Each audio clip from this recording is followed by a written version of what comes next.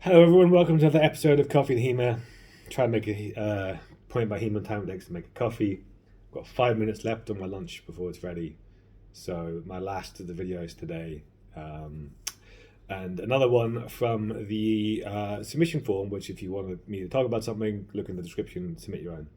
This is one of several from Dusan Rakic, sorry I might got your name wrong, from San Diego Sword School in the US.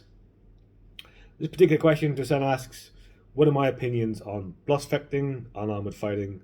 And for context, in my school, we primarily fenced without gear to develop blade control and healthy respect for the. Oh god, I've lost it because this is a stupid video. Dusan asks, what are my opinions on blossfecting, unarmored fighting? For the context, at their school, they primarily spar without gear in order to develop blade control and a healthy respect for the blade. Most other HEMA practitioners hear this and say, oh, you're insane. But we've not yet received any injuries, heavier than bruises, yada, yada, yada. And those participating in tournaments usually spar in gear, what we call harness fecting, to see the value in testing techniques with speed and force under duress. Right. What are my thoughts?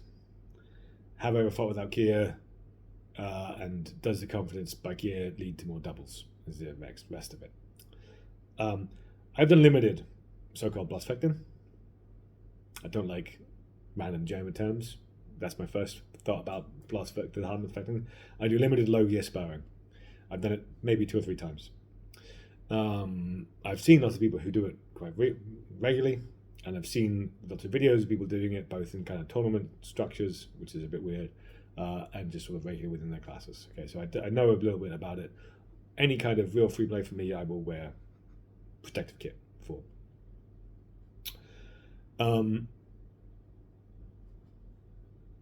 I guess I'm probably more in the insane camp than this is a good idea.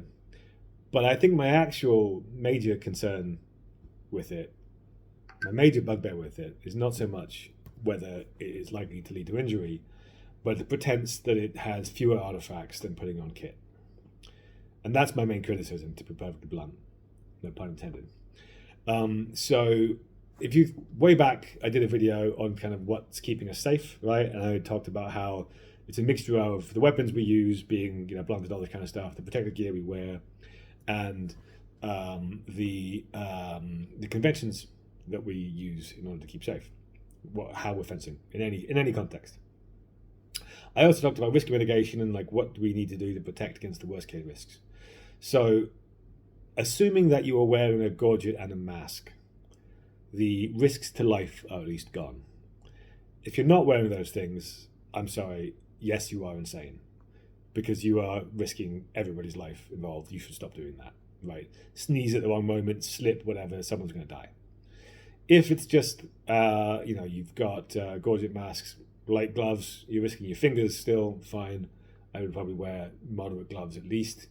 It's no jacket sparring, which is I think what most people use when they talk about blossfecting in Europe at least.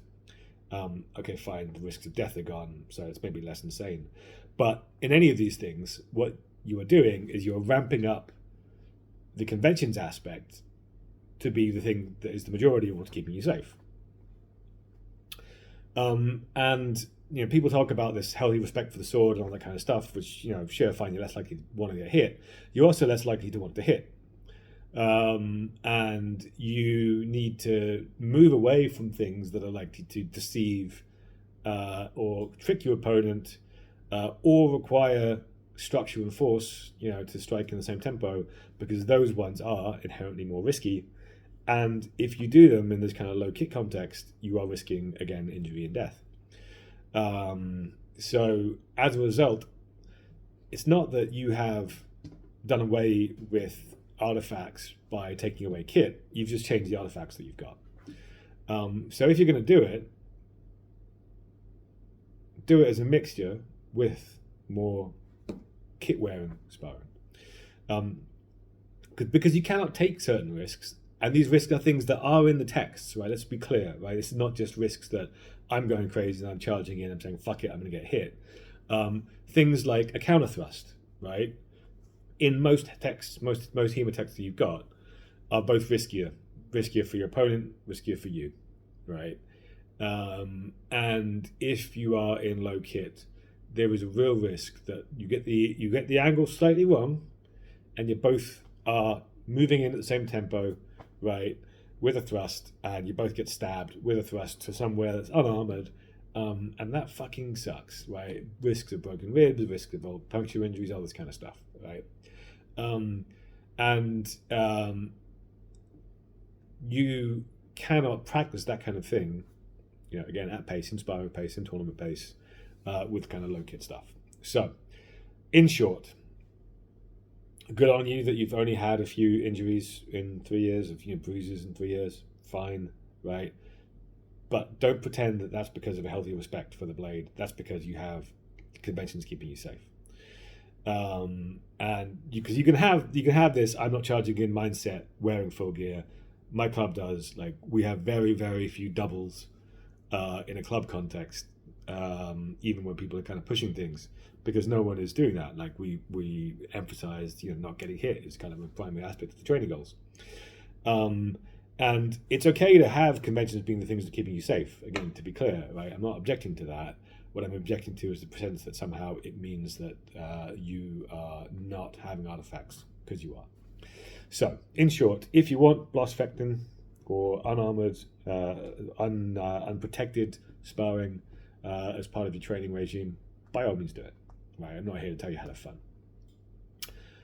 If you want to be able to train the full repertoire of things that appear in HEMA manuscripts safely with confidence that you are not going to get injured and you're not going to injure your friend, you need protective gear to do that.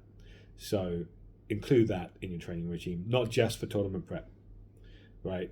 Forget tournaments completely. I know I do tournaments, forget them completely. If you want everything in the book to be the books that you're working from, to be something you can train and practice at sparring level, unscripted selection kind of perspective, you can only do that with confidence with appropriate protective gear. So mix them together. But in general, I don't feel that the risks associated with taking my protective kit off are enough to warrant doing it, because I will be fairly defensive even when I'm wearing full protective kit. Over the years, I have managed to find kit which is minimally restrictive. I'm going to say it's unrestricted, but minimally restrictive. So I don't feel that the extra maneuverability I get makes much difference at all for me. I know that's not true for everybody else. So the benefits of doing unarmored sparring for me vastly vastly less than the risks associated with it. So I don't do it. Anyway, hopefully that was helpful. Thanks for watching.